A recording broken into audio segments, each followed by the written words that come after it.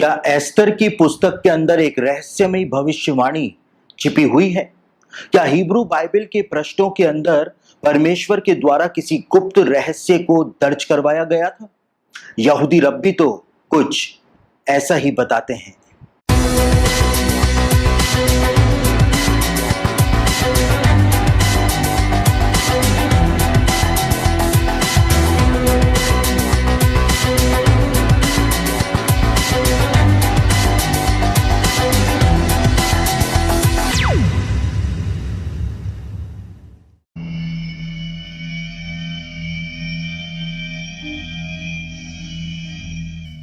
एस्तर की पुस्तक में इस बात को बताया गया है कि हमान नाम का एक व्यक्ति जो था, जो यहूदियों से अत्यंत घृणा किया करता था, उसने सारे यहूदियों को, पूरी यहूदी जाति को जो फारसी साम्राज्य के अंदर रहा करती थी, उनको एक ही दिन के अंदर मौत के घाट उतरवाने का एक बहुत बड़ा षड्यंत्र जो था वो बनाया था। और अपने इस षड्यंत्र में, अपने इस प्लॉट के अंदर हमान नाम के उस व्यक्ति ने फारसी राजा शर्यश्र को भी शामिल कर लिया था। और राजा शर्यश्र के द्वारा हमान ने यह आज्ञा जो है वो जारी करवाई थी कि एक ही दिन के अंदर पूरे फारसी साम्राज्य में रहने वाले जितने भी यहूदी हैं उनको मार डाला जाए। लेकिन परमेश्वर ने एस्तर रानी के अथक प्रयासों के परिणाम स्वरूप हमान के इस षड्यंत्र को विफल कर दिया था। और रानी एस्तर के अथक प्रयासों के परिणाम स्वरूप राजा शर्यश्र जो था, उसने हमान को उसी फांसी के फंदे के ऊपर लटकवा दिया था जो फांसी का फंदा हमान ने मौद्रके के लिए बनवाया था। और उसके बाद राजा की आज्ञा के अनुसार यहूदियों ने उन सब लोगों को मार डाला था जो यहूदियों की जान के दुश्मन बने हुए थे। और यहूदियों ने हमान के 10 पुत्रों को भी मौत के घाट उतार दिया था, उनको भी घात कर दिया था। और इस बात को खुद राजा शर्यश्र के द्वारा रानी एस्तेर को बताया गया था कि यहूदियों ने हमान के 10 पुत्रों को भी मौत के घाट उतार दिया है, उनको जान से मार दिया है। और एस्तर की पुस्तक उसका 9 अध्याय उसके 6 और 10 वचन को पढ़ें तो वहां पर इस बात को बताया गया है कि शूशन राजगढ़ में यहूदियों ने हमान के 10 पुत्रों को भी घात किया था। एस्तर की पुस्तक स्पष्ट रूप से बताती है कि यहूदियों ने हमान के 10 पुत्रों को मार डाला था। और इस बात की पुष्टि स्वयं राजा शर्यश्र के द्वारा भी की जाती है। तब राजा ने एस्तर रानी से कहा, यहूदियों ने शूशन राजगढ़ में 500 मनुष्यों और हमान के 10 पुत्रों को भी घात करके नष्ट किया है। परंतु एस्तर की पुस्तक में इस बात को बताया गया है कि रानी एस्तर जो है वो राजा शर्यश्र से निवेदन करती है कि हमान के 10 पुत्रों को फांसी के फंदे के ऊपर लटकाया जाए। और राजा शर्यश्र जो है वो हमान के 10 पुत्रों को फांसी के फंदे के ऊपर भी लटकवा देता है। एस्तर की पुस्तक में ही इस बात को बताया गया है कि हमान के 10 पुत्रों को यहूदियों के द्वारा घात किया गया था, मार डाला गया था। और यहां पर इस बात को बताया गया है कि रानी एस्तर के निवेदन पर राजा शर्यश्र जो था उसने हमान के 10 पुत्रों को फांसी के फंदे के ऊपर लटकवाया था। प्रश्न ये उत्पन्न होता है कि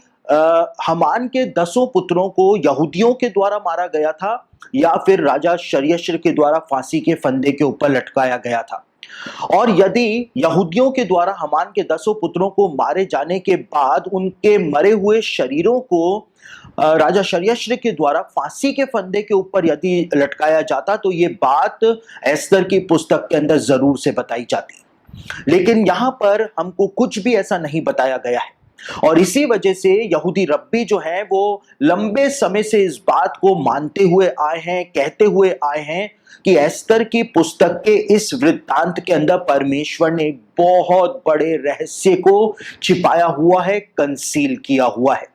और यहूदी रब्बी इस बात को बताते हैं, इस बात को कहते हैं कि हमान के 10 पुत्रों के नाम जो एस्तर की किताब के अंदर दिए गए हैं वो एक वाक्य के रूप में ना दे करके परमेश्वर के द्वारा उनको एक सीक्वेंस के अंदर लिखवाया गया था, उनको क्रमवार लिखवाया गया था। दूसरी ओर यहूदी रब्बियों का कहना है कि यह एक बहुत अजीब बात है कि एस्तर की पुस्तक में हमान के 10 पुत्रों के नाम ना केवल क्रमवार लिखे हुए हैं, लेकिन इन नामों में हमान के पहले, सातवें और 10वें बेटे के नाम की जो हिब्रू स्पेलिंग है, उस हिब्रू स्पेलिंग में एक एक हिब्रू अक्षर जो है वो असामान्य रूप से छोटे आकार का लिखा हुआ है। और 10वें पुत्र के नाम का पहला हिब्रू अक्षर जो है वो बहुत ही बड़े आकार का लिखा हुआ है।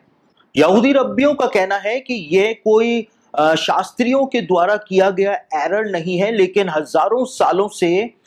एस्तर की पुस्तक की नकल बनाने वाले जो हैं वो इसी प्रकार से एस्तर की पुस्तक में हमान के पुत्रों के नामों की स्पेलिंग जो दी गई है उसकी नकल बनाते हुए आए हैं। और एस्तर की पुस्तक जब लिखवाई गई थी तो परमेश्वर ने ही इन नामों की स्पेलिंग्स के अंदर ये असामान्य रूप से हिब्रू अक्षरों को छोटा तथा बड़ा बनवाया था। और यहूदी रब्बियों का कहना है कि हिब्रू अक्षरों को हमान के पुत्रों की नामों की स्पेलिंग में छोटा और बड़ा बनवा करके परमेश्वर ने एक संकेत प्रदान किया था, ताकि जो कोई एस्तर की पुस्तक पढ़े ये असामान्य अक्षरों का आकार जो है उसका ध्यान अपनी ओर आकर्षित कर ले, उसका ध्यान अपनी ओर खींच ले और उसको ये बात समझ में आए कि परमेश्वर ने इस जगह के ऊपर कोई बहुत ही बड़ा रहस्य जो है वो छिपाया हुआ है। गौर करने वाली बात यह है कि हिब्रू बाइबल में हमान के पहले पुत्र के नाम में हिब्रू अक्षर ताव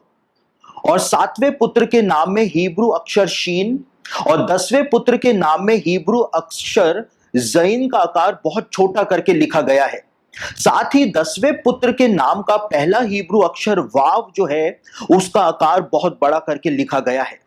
हिब्रू भाषा की यदि बात की जाए तो हिब्रू भाषा के अंदर ताव का संख्यात्मक मूल्य 400 होता है। इसी प्रकार शीन का संख्यात्मक मूल्य 300 होता है। ऐसे ही जैन का संख्यात्मक मूल्य 7 होता है और वाव का संख्यात्मक मूल्य हिब्रू भाषा में 6 होता है। जब यहूदी रब्बी गमात्रिया व्यवस्था से इन तीनों अक्षरों की संख्या को जोड़ते हैं तो इन तीन अक्षरों का जोड़ जो है, टोटल जो है वो यह बनकर के सामने आता है। यहूदी रब्बी यहां वाव के संख्यात्मक मूल्य 6 को हिब्रू कैलेंडर की छठी सहस्त्राब्दी का प्रतीक मानते हैं। यहूदी रब्बियों का कहना है कि एस्तर की पुस्तक में दिया गया यह कोड दरअसल हिब्रू कैलेंडर की छठी सहस्त्राब्दी के वर्ष 707 के लिए दी गई एक भविष्यवाणी है। हिब्रू कैलेंडर में छठी सहस्त्राब्दी का 707वां वर्ष हमारे यानी ग्रेगोरियन कैलेंडर में सन 1946 यानी 1946 होता है। गौरतलब है कि हम हिब्रू कैलेंडर में छठी सहस्त्राब्दी के 707वें वर्ष का इतिहास देखें तो हम दंग रह जाते हैं। उल्लेखनीय तथ्य यह है कि 1945 में जब सेकेंड वर्ल्ड वॉर खत्म हुई थी उस समय यहूदियों के ऊपर हद से ज्यादा अत्याचार करने के कारण जर्मनी के 10 नाजी अधिकारियों पर मुकदमा चलाया गया था और उस मुकदमे का फैसला जो था वो 16 अक्टूबर 1946 अर्थात हिब्रू कैलेंडर की छठी सहस्त्राब्दी के 707वें वर्ष में सुनाया गया था और यहूदियों के विरुद्ध युद्ध अपराध करने के दंड के रूप में 10 नाजी अधिकारियों को फांसी पर लटकाया गया था। यानी जिस प्रकार एस्तर की पुस्तक के अंदर एक कोड के द्वारा परमेश्वर ने एक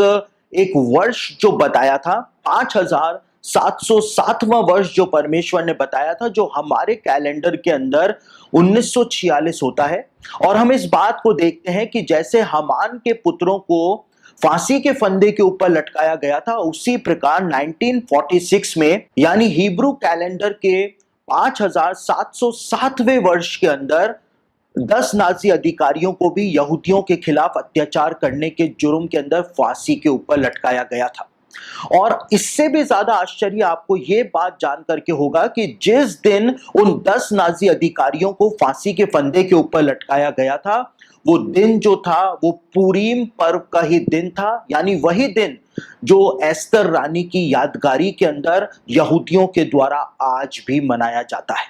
यानी कि परमेश्वर ने एस्तर की पुस्तक के अंदर भविष्य का इतिहास जो था वो दर्ज कर दिया गया था और इसीलिए हमान के 10 पुत्रों की मृत्यु का वर्णन जो है वो एस्तर की पुस्तक में 2 बार परमेश्वर ने लिखवाया था। और परमेश्वर इस बात को वहां पे प्रकट कर रहा था कि जो हाल हमान के 10 पुत्रों का हुआ था, भविष्य में भी यहूदियों के शत्रुओं का हाल जो है वो बिल्कुल वैसा का वैसा ही होगा।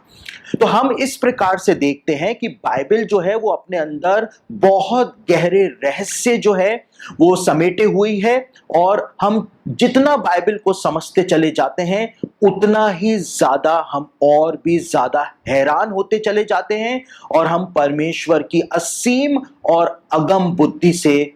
परिचित होते चले जाते हैं।